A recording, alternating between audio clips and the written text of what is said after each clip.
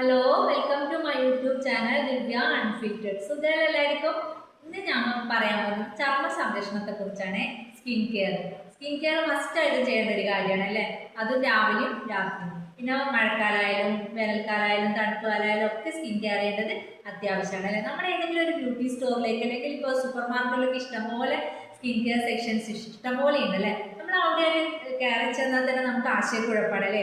ഏത് ബ്രാൻഡിൻ്റെ എടുക്കും, ഏത് ബ്രാൻഡിൻ്റെ ക്രീം എടുക്കും, ഏത് ബ്രാൻഡിൻ്റെ മോയ്സ്ചറൈസർ എടുക്കുന്നതിനുള്ള കൺഫ്യൂഷനാണ് അല്ലേ. പക്ഷെ നമ്മൾ അതിലൊന്നും വീഴാതെ നമ്മുടെ സ്കിന്നിന് ഏതാണോ യോജിച്ച ക്രീം അത് തിരഞ്ഞെടുക്കുക. സ്കിൻ കെയർ മസ്റ്റായിട്ടും ചെയ്യാം കേട്ടോ, രാവിലെയും രാത്രിയും. പിന്നെ അതുപോലെ സ്കിൻ കെയർ ചെയ്യുമ്പോൾ ആദ്യത്തെ സ്റ്റെപ്പ് ക്ലെൻസർ ആണ് അല്ലേ. നമ്മുടെ സ്കിന്നിന് ഏതാണോ ക്ലെൻസർ യോജിച്ചത് അത് തിരഞ്ഞെടുത്തിട്ട് ക്ലെൻസ് ചെയ്യാം. ക്ലെൻസറിലൂടെ നമ്മുടെ മുഖത്തുള്ള അഴുക്കുകൾ മാറ്റാൻ സഹായിക്കും അല്ലേ. അതുപോലെ ടോണർ നമ്മുടെ മുഖത്തുള്ള സുഷിരങ്ങൾ ഉണ്ടല്ലോ, അതൊക്കെ ഒരു പരിധി വരെ കുറക്കാൻ വേണ്ടിയിട്ട് ഈ ടോണർ ഉപകരിക്കും. പിന്നെന്താ, സിറം നമ്മുടെ മുഖത്തുള്ള മുഖക്കുരു വന്ന പാടുകൾ ഉണ്ടല്ലോ, അതൊക്കെ കുറേ ഭാഗം കുറക്കാൻ വേണ്ടിയിട്ട് ഒരു പരിധി വരെ സിറത്തിന് ഉപകരിക്കും.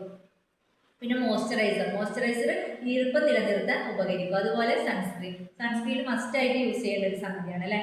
ഇത് നമ്മൾ സ്കിൻ കെയർ ചെയ്യുന്നതിലൂടെ നമ്മുടെ സ്കിന്നിലുള്ള എന്താ പറയുക പ്രശ്നങ്ങളൊക്കെ ഒരു പരിധി വരെ നമുക്ക് കുറക്കാൻ വേണ്ടിയിട്ട് ഈ സ്കിൻ കെയറിന് കഴിയും കേട്ടോ. അതുകൊണ്ട് എല്ലാവരും സ്കിൻ രാവിലെയും രാത്രിയും നന്നായി കെയർ ചെയ്യാം കേട്ടോ. Okay, by.